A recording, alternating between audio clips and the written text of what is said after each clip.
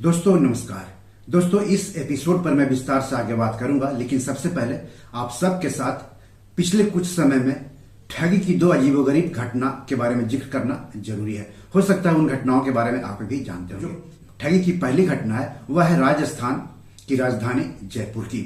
यहाँ साइबर ठगों द्वारा सबसे लंबे समय तक एक युवक को डिजिटल अरेस्ट कर 4 करोड़ रुपए से अधिक की ठगी करने का मामला सामने आया है। साइबर ठगों ने युवक को 8 दिन तक डिजिटल हाउस अरेस्ट रखकर 712 करोड़ रुपए की टेरर फंडिंग में फंसाने की धमकी दी थी। अब धमकी कैसे दी गई थी वो भी जान लीजिए। खुद को सीबीआई, आरबीआई, ईडी और हैदराबाद पुलिस का बताकर 4.55 करोड़ रुपए ठग लिए। हालांकि स्थानीय पुलिस मामले की जांच कर रही है। जयपुर के वैशाली नगर निवासी युवक ने बताया कि 1 अगस्त को दोपहर में उसके मोबाइल पर फोन आया। आपके मोबाइल पर भी फोन आ सकता है इस तरह का। फोन करने वाले ने खुद को आरबीआई ग्राहक सेवा अधिकारी बताते हुए क्रेडिट कार्ड डिफॉल्ट होने की बात कही। युवक ने इनकार कर दिया। इस पर कॉल करने वाले ने कहा 9 मई को कोई मामला हुआ था क्या? हैदराबाद पुलिस से बात करने की कहकर फोन ट्रांसफर कर दिया। बाद में एक महिला ने खुद को पुलिस अधिकारी बताते हुए 712 करोड़ रुपए की टेरर फंडिंग में युवक के बैंक खाते का इस्तेमाल होने की बात कही। तो ऐसी कॉल आपके पास भी आ सकती है, आप सावधान रहें। युवक ने मना किया तो महिला ने कहा कि खाते में 20 लाख रुपए आतंकी गतिविधियों के लिए भेजे गए हैं। जांच के नाम पर आधार कार्ड और बैंक खाते की जानकारी हासिल कर ली। यही नहीं, युवक को ठगों ने वीडियो निगरानी में रखा। युवक से ऑनलाइन 4.5 लाख रुपए लेने के बाद एफडी तुड़वाने को लेकर दबाव बनाया गया। तो ये तो रही कि आरबीआई का अधिकारी बनकर डराकर किस तरह से पैसे की ठगी की गई। अब सुनिए आरबीआई का तथाकथित अधिकारी बनकर लोगों को लालच में फंसाकर किस तरह से ठगी की गई। आरबीआई का फर्जी अधिकारी केवल डराकर ही पैसे नहीं ऐंठता है, बल्कि लोगों को लालच देकर भी ठगी करता है। जैसे कुछ समय पहले की एक घटना का जिक्र मैं आपसे यहाँ करना चाहता हूँ। घटना कुछ यूं ही है। हेलो, मैं आरबीआई से बोल रहा हूँ। आपके खाते में 15 लाख रुपए ट्रांसफर करने हैं। सरकार ने आपका खाता 15 लाख रुपए के लिए चुना है। ऐसे ही एक कॉल खीरी जिले के एक किसान के मोबाइल फोन पर आया। कॉल करने वाले ने 50,000 का चूना लगा दिया। खाते में 15 लाख रुपए भेजने का झांसा देकर ठगों ने एक किसान की जमीन गिरवी रखवा दी। किसान ने 2 बीघा जमीन गिरवी रखकर 50,000 रुपए का इंतजाम किया और ठगों के खाते में डाल दिया। इसके बाद उससे 5,000 रुपए मांगे गए तो किसान को अपनी गलती का एहसास हुआ। अब किसान पुलिस थाने के चक्कर काट रहा है। तो अब पछतात होत क्या जब चिड़िया चुग गई खेत। तो कोई भी अगर इस तरह की कॉल आपके पास करे, आपको झांसा दे, डराए, धमकाए, लालच दे, तो उसमें मत फंसेगा, क्योंकि जब आप एक बार लूट पीट जाएंगे तो आपके पास कोई विकल्प नहीं रहेगा, सिर्फ पुलिस के चक्कर काटने और अपने पैसों का इंतजार करने के अलावा। तो इस तरह की घटनाओं से देश के केंद्रीय बैंक यानी भारतीय रिजर्व बैंक के कान खड़े हो गए हैं। तो अगर आपके पास आरबीआई यानी भारतीय रिजर्व बैंक के अधिकारी के तौर पर या ईडी के अधिकारी या सीबीआई के अधिकारी या इनकम टैक्स के अधिकारी या फिर पुलिस अधिकारी के तौर पर किसी का कॉल आए तो आप सतर्क हो जाएं, क्योंकि इन दिनों ऐसे कॉल की बाढ़ आ गई है। आरबीआई ने ही ऐसे कॉल से लोगों को सतर्क किया है। आखिरकार आरबीआई ने लोगों को ऐसी घटनाओं से सतर्क रहने के लिए क्या कहा है, ये सब हम आपको इस एपिसोड में आगे बताएंगे। लेकिन सबसे पहले मैं आप सबसे गुजारिश करता हूं कि चैनल के लिए नए हैं तो तुरंत सब्सक्राइब कर लीजिए, वीडियो को ज्यादा से ज्यादा शेयर कीजिए ताकि ज्यादा से ज्यादा लोगों तक जानकारी पहुंचे। हो सकता है आपके एक शेयर से आपके किसी अपनों का ही फायदा हो जाए। तो चलिए आगे बढ़ते हैं। दरअसल भारतीय रिजर्व बैंक ने माना है कि अनैतिक तत्व किसी न किसी रूप में भारतीय रिजर्व बैंक के नाम का उपयोग करके जनता को धोखा देने के लिए अलग अलग तरीकों का इस्तेमाल कर रहे हैं। ऐसे धोखेबाज क्या क्या तरीके अपना रहे हैं वो भी आप जान लीजिए, ये खुद आरबीआई ने बताया। तो पहला तरीका है लुभाने वाले तरीके। इसमें किस तरह से कॉल किया जाता है वो आप भी जान लीजिए। धोखेबाज भारतीय रिजर्व बैंक के नकली लेटर हेड और नकली ईमेल पते का इस्तेमाल करते हैं। भारतीय रिजर्व बैंक के कर्मचारी के रूप में प्रतिरूपण करते हैं और लोगों को लॉटरी जीतने, पैसा ट्रांसफर करने, विदेशी मुद्रा विप्रेषण, सरकारी योजनाएं आदि जैसी फर्जी प्रस्तावों के साथ लुभाते हैं। लक्षित पीड़ितों को मुद्रा प्रसंस्करण शुल्क, अंतरण या धन विप्रेषण या प्रक्रिया प्रभार आदि के रूप में पैसे देने के लिए मजबूर किया जाता है। एक और तरीका जो हमारे संज्ञान में आया है, ये आरबीआई कह रहा है, वह है लघु या मध्यम व्यवसायों को धोखेबाजों द्वारा सरकारी या भारतीय रिजर्व बैंक अधिकारियों के रूप में संपर्क किया जाता है और आकर्षक भुगतान के वादे के साथ सरकारी संविदा या योजना की आड़ में सुरक्षा जमा राशि का भुगतान करने के लिए कहा जाता है। यानी जो लोग छोटे मोटे कारोबार करते हैं उनको ये लालच दिया जाता है कि आप कुछ से सिक्योरिटी मनी ट्रांसफर कर दीजिए और आपको कॉन्ट्रैक्ट मिल जाएगा।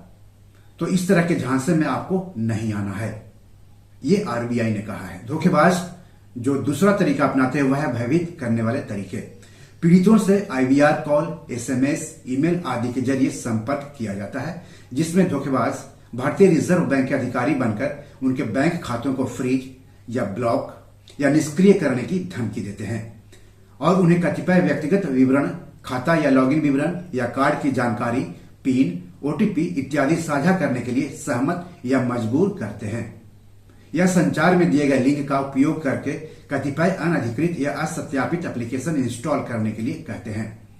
धोखेबाज द्वारा स्वयं को सरकारी एजेंसियों या भारतीय रिजर्व बैंक अधिकारी बताकर पीड़ितों को अवैध सामान और वस्तुएं भेजने या प्राप्त करने और संदिग्ध बैंकिंग लेनदेन, धन शोधन यानी मनी लॉन्ड्रिंग या जालसाजी इत्यादि में शामिल होने के लिए भयभीत करने के मामले भी हमारे संज्ञान में आए हैं, ये आरबीआई का कहना है। साइबर अपराधियों द्वारा ब्लैकमेल और डिजिटल गिरफ्तारी की घटनाओं पर सामने आने वाली विभिन्न रिपोर्टें भी बैंक के संज्ञान में है। तो ये सब आरबीआई कह रहा है आम लोगों से कि ऐसा कोई भी कॉल्स आए, ईमेल आए, मैसेज आए, लिंक आए तो आप सावधान रहें, उसका इस्तेमाल मत करें, उसमें मत फंसे, मत डरे। जो तीसरा तरीका है धोखेबाजों द्वारा पैसा ऐंठने का, वह है भारतीय रिजर्व बैंक की फर्जी आधिकारिक मान्यता।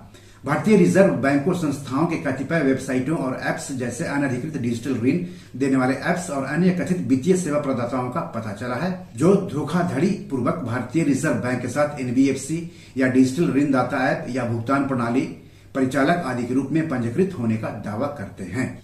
तो ऐसी घटनाओं से बचने के लिए आरबीआई ने एक बार फिर लोगों से क्या कहा है वो जान लीजिए।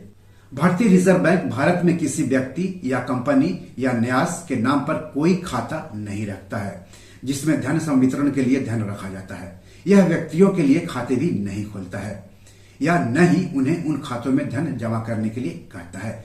तो अगर आपको कोई ये कहे कि मैं आरबीआई अधिकारी बोल रहा हूं और आप इस खाते में पैसा ट्रांसफर कीजिए तो आपको ये सुविधाएं मिलेगी, ये फायदा होगा, तो आप उसमें मत फंसिए, नहीं तो आपका खाता खाली हो सकता है। क्योंकि आरबीआई किसी भी व्यक्ति का खाता नहीं खोलता है, किसी भी व्यक्ति का पैसा नहीं रखता है और नहीं किसी व्यक्ति से पैसा ट्रांसफर करने के लिए कभी कहता है।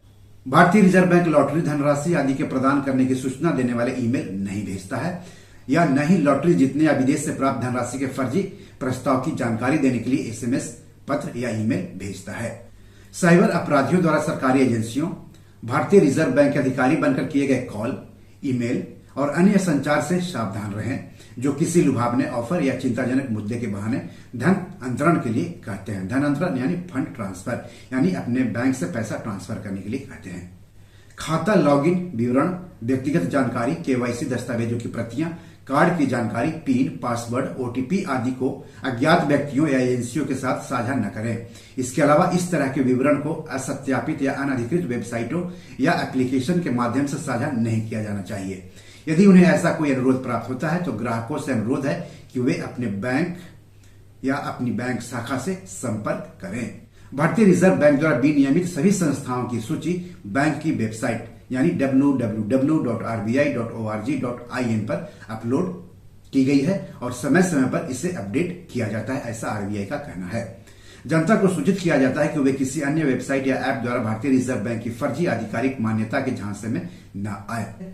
किस तरह से आरबीआई अधिकारी बनकर लोगों को ठगा जा रहा है और उन ठगों से कैसे बचना है, इसकी जानकारी आरबीआई ने दी है अपनी वेबसाइट के जरिए। तो आप भी सावधान रहें, ऐसी किसी भी कॉल्स या ईमेल के चक्कर में मत फंसे, नहीं तो आपका खाता खाली हो सकता है। तो ऐसी घटनाओं से आप भी सतर्क रहिए, दूसरों को भी सतर्क रहिए और ऐसी घटना होने पर स्थानीय पुलिस से जरूर संपर्क कीजिए। पुलिस को तुरंत डिटेल्स बताइए और ठगी करने वालों के खिलाफ कार्रवाई में पुलिस की मदद कीजिए। अगर आपके पास भी ऐसी कोई कॉल आए और आप सावधान नहीं रहेंगे तो हो सकता है ये कॉल ठगों की हो सकती है जो आपके खून पसीने की कमाई को मिनटों में साफ कर सकते हैं। तो बी योर मनी मैनेजर में आज इतना ही। आरबीआई की इस अपील पर आपका क्या कहना है, कमेंट बॉक्स में जाकर हमें जरूर बताइए। एपिसोड कैसा लगा, इस पर हमें आपकी प्रतिक्रिया का इंतजार रहेगा। इस एपिसोड से जुड़े कोई सवाल हो तो जरूर पूछिए और आगे किस टॉपिक पर वीडियो चाहते हैं हमें बताएंगे तो अच्छा लगेगा। धन्यवाद, नमस्कार।